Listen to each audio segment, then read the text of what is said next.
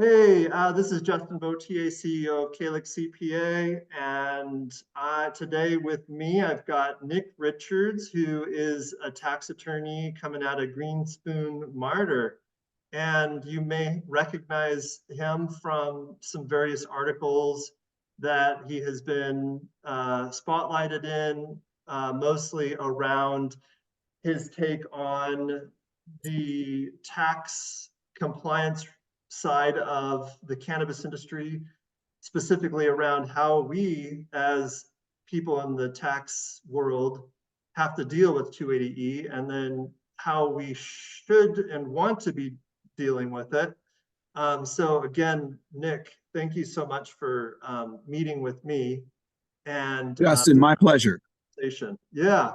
Yeah, so I recently read an article about kind of like some of the stuff happening in the ecosystem, specifically in which Trulieve, a very large multi-state operator, has now amended amended their tax returns for refunds, essentially. Yeah. And what does that mean for the smaller cannabis companies, and what is your take on the signals that are being had out there?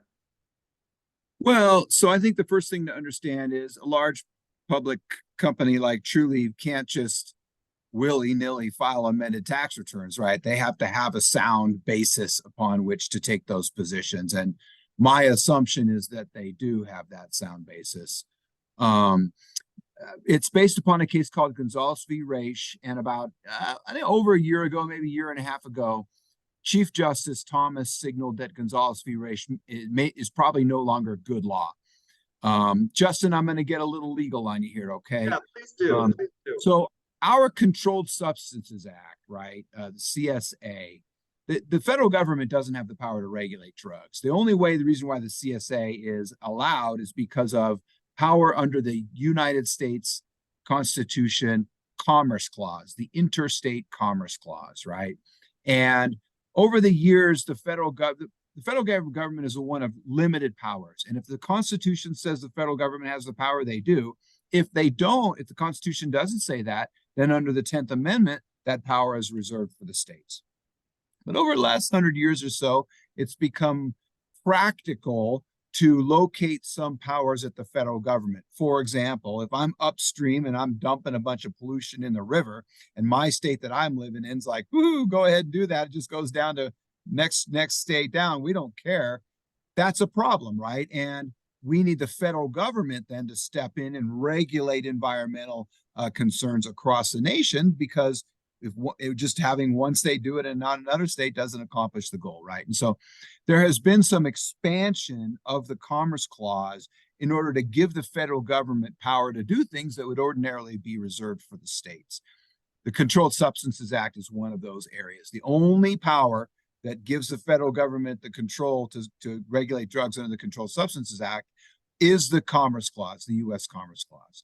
And in 2005, a group of people that were part of California's new legalized market sued the federal government and said, look, you can't regulate marijuana under the Controlled Substances Act. We are an entirely intra-state activity. Our product doesn't cross state lines, right?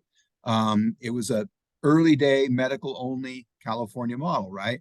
Where there was caretakers and all that kind of stuff, if you recall.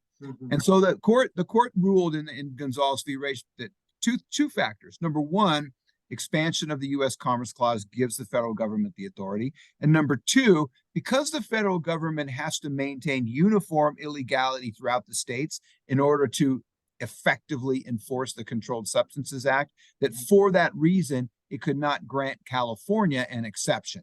So that very narrow fact of uniform illegality, along with expansion of the U.S. Commerce Clause, is what then led to the decision in Gonzalez v. Raich.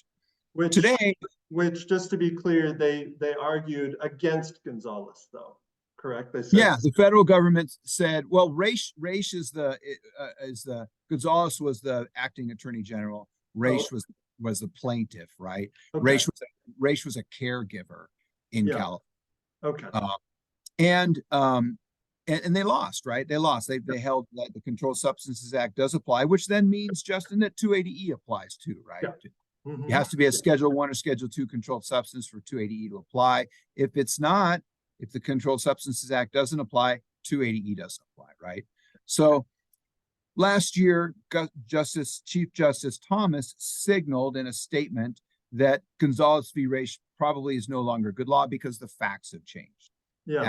As you know, Justin, there's no uniform illegality in our country anymore, right? Right. What is it? Right. 37 medical states. If anything, it's uniformly legal almost. Right. It's Right. like Right. Exactly. Uniformly Right. legal. Yeah. And if you're in a state where it's legal, the federal government isn't touching you. And we even have some actual federal statements. There's the Cole memos, right? There's the Rohrabacher-Farr amendments, right? There's the federal government saying that Washington, D.C. could have a program. And more recently, there's the Health and Human Services report saying that cannabis isn't appropriate for Schedule 1 or 2 anyway, right?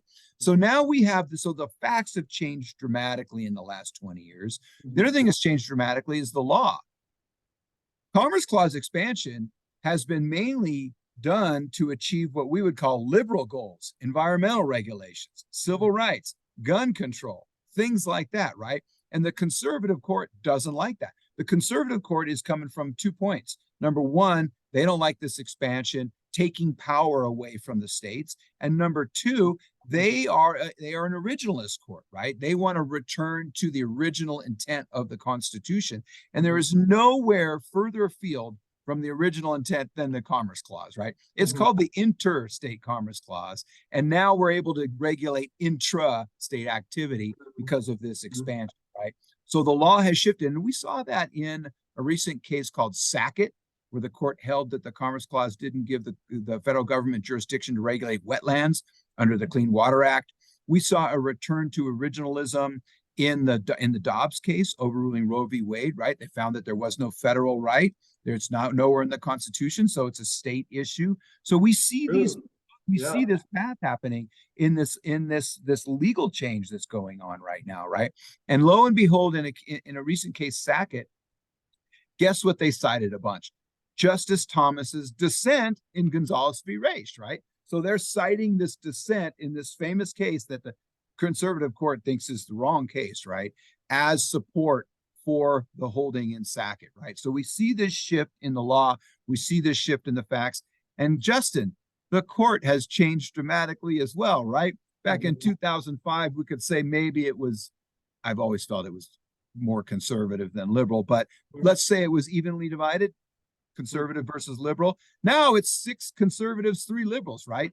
And so there's a very, very good argument here that Gonzalez v. Raich is no longer good law. The important point for our clients to understand is that once you file a tax return, you got 3 years to file an amended return. This is going to take a while to work itself out, right? Exactly. And so you have to protect your ability to benefit from this, because it's going to be 2 or 3 years until we get there. And by then, the closest you can get is your 2023 return, right? And 2021 and 22 are open right now. For most cannabis companies, that's a lot of money, right? And you don't want to leave that money on the table. So that's the point of my article, is to just get the word out so people understand, and so they won't get caught not being able to benefit from this should Trulieve win. And it may not be Trulieve, it could be any number of companies. You're going to see a lot of companies do this, Justin. And as a matter of fact, there's a case out there right now called Canna Provisions. That's a direct lawsuit against Merrick Garland, our Attorney General, saying, look, you can't maintain cannabis as a controlled substance anymore. That lawsuit alleges those same facts that I've just set forth. That lawsuit probably won't be retroactive, but a win in that lawsuit is great evidence to support Trulieve's claim, because the facts that changed in 2014, right? Long time ago. Yeah, and so we'll have to geek out on the technicalities of what that looks like in terms of when and how, and we're gonna make these changes for our clients. And we definitely want to get some placeholders so they can outweight the statute of limitations. Yep. So I won't go into technical questions about amending tax returns and what that actually does and how that's going to be viewed by the IRS, considering according to them 280E does still apply right now. You bet. And so we'll have to talk about that. But what about some of these cases that are coming through, some of the state lawsuits that there were, these interstate lawsuits about you can't, like, cannabis is a federally illegal substance, and therefore the interstate, like the protections that the interstate commerce clause gives them doesn't apply because cannabis is federally legal. So they don't even condone it as, I mean, they're not going to get involved legislatively or judicially. I don't know if I'm using the right words, between states, because their hands are, it's federally illegal. So we're not going to protect it. We're not going to protect your right to buy or sell or Right. limit who invests in your state's cannabis industry. Are you aware of what's happening there? A little bit. So there was that, I forget what it was called exactly, the Interstate Cannabis Compact or whatever that was, where a number of states got together and they said, look, we're going to start shipping it back and forth between states. And there's a report by the California Attorney General that basically says that's a bad idea because that's going to invite the federal government to come in and police us all and throw us in jail because now we're going to be engaged in interstate commerce. So Justin, I think those are sort of misinformed efforts. People are not looking at the long game here on what that could actually trigger. That could really put a big monkey wrench in legalizing marijuana permanently, right? So I was happy to see that case out of Washington was dismissed or withdrawn, I think. And I was also happy to see the statement from the Attorney General that that's not a good idea. And so I think that I think that that's a problem for the industry. And let's take that one step further, Justin. If we deschedule to Schedule 3, still no interstate commerce, right? That doesn't make it legal. So then there still can't be cross-border transactions, right? And I would guess that that'll be part of what we get from the government if they reschedule. So that'll be quite interesting to see how that all comes down. What I understand is going to happen with rescheduling is that there's going to be a move to Schedule 3 or an announcement of Schedule 3. That won't have an immediate effect. There'll be notice and comment period. And probably there'll be some people that'll try to sue to stop it. And at the same time, there'll be another Cole memo. It'll be the Garland memo, I guess, that will be released and will basically say the same thing. The federal government's going to take a hands-off approach with the state industry. So I don't know. I think the one thing that Schedule 3 could do is do away with 280E. And Justin, I know you know 471C, and so I'm not sure how big of a deal that is for most of our clients out there, right? But certainly for the big players, it would be a big deal. Although the big players are already saying, look, we think 280E disappeared in 2019.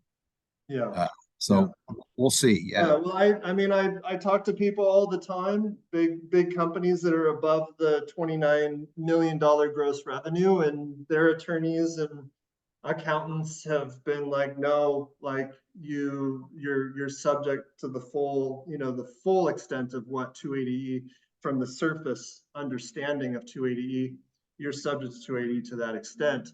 And I'm not sure if, in light of what's happening, those people have started making moves. I know my clientele, almost all of them fall under 29 million in gross revenue. And so we can take some liberties with 471C, and we do. Sure. So that's kind of who I'm representing at this time, coming to you and talking to you about it. But yeah, we want to get the word out. And so, and I definitely feel like there might be some cross referrals for sure in regard to things that are kind of out of our wheelhouse. And happy to talk to anybody on this. Justin, the other article I wrote was about what I call the 280E capital asset that I know you know all about, which is a method that the bigger companies could use. They wouldn't be able to benefit from it immediately, but they would be able to get it on their books and benefit it from it at some Well, that's definitely something that's happening. Adjusting bases, adding, amortizing or booking capital, booking the disallowed deductions to capital. Yep. We're working on that. We're working on that and doing research and collecting all that for our clients and whatnot. You should be. That's a pretty sound position. And it is absolutely. I like to, there's a good case out there called CBS that supports it. And it makes a lot of sense, right? The federal government can't permanently disallow an ordinary and necessary business expense. And very, very interesting, Justin, on the 471C, when 471C first came out, a lot of practitioners that deal with 280E said, hey, we can use this to get around 280E. Yeah. And then that TICTA, and if you recall, that TICTA report came out, right? And that TICTA report said just that. Hey, these practitioners are saying they can use this to get around 280E. Hey, IRS, you should issue regulations talking about the interconnection between 280E and 471C, right? And then the IRS issued those regulations. And what did they say? They said you cannot inventory a cost that's not deductible or otherwise recoverable. 280E costs are otherwise recoverable as basis, right? Or as an asset upon an exit. And that then it goes on and it lists the kind of costs that you can't recover under 471C. And guess what's not there? 280E, right? 280E is not listed among those costs. And they think full well, that was the purpose of the regulations, right? TICTA is the police force of the IRS, and they said issue regulations, and here they issue these regulations, and they don't say you can't use it. So it's remarkable what's going on. More of a deterrent than something that can be held up.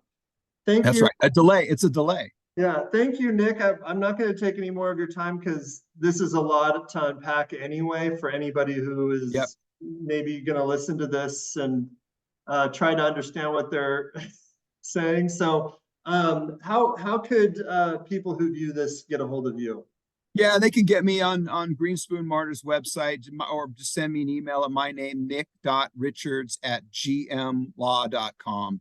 And I'm happy to talk to anybody free of charge, and hopefully they'll become a client. I can help them out. But if not, good luck to them. Yeah.